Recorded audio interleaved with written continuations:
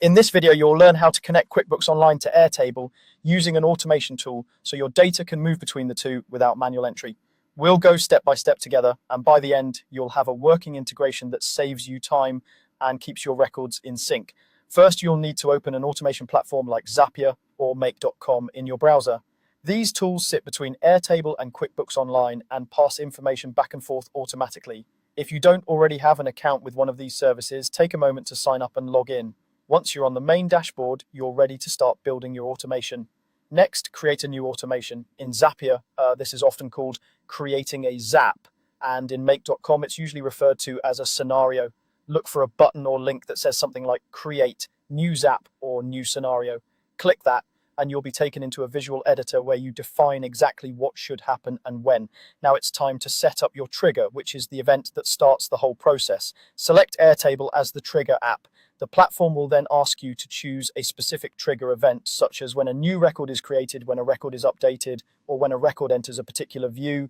Pick the trigger that matches your workflow. For example, you might choose new record if you want a QuickBooks invoice to be created every time a new row is added to your Airtable base. Once you've chosen the trigger event, the next step is to set QuickBooks Online as the action. The action is what you want the automation to do in response to that trigger.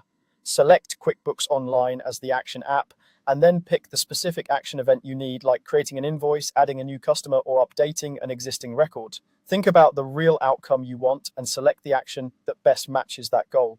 With your trigger and action defined, you'll now connect both accounts. In the editor, you should see prompts to connect, Airtable, and QuickBooks Online. When you click to connect, you'll be asked to sign in and authorize access for each platform. Follow the on-screen instructions and grant only the permissions you're comfortable with. Once both accounts show as connected, your automation tool will be able to read data from Airtable and send it into QuickBooks. Now you can map your Airtable data to QuickBooks records such as invoices or customers. This means you'll tell the automation which Airtable fields correspond to which QuickBooks fields. For example, you might map an Airtable customer name field to the customer field in QuickBooks, or an amount field to the invoice total. Take your time here, making sure that every important piece of information in Airtable has a clear destination in QuickBooks. This mapping step is crucial for keeping your data accurate and meaningful. Finally, test and activate the integration. Use the built-in test function in Zapier or Make.com to send sample data from Airtable to QuickBooks Online.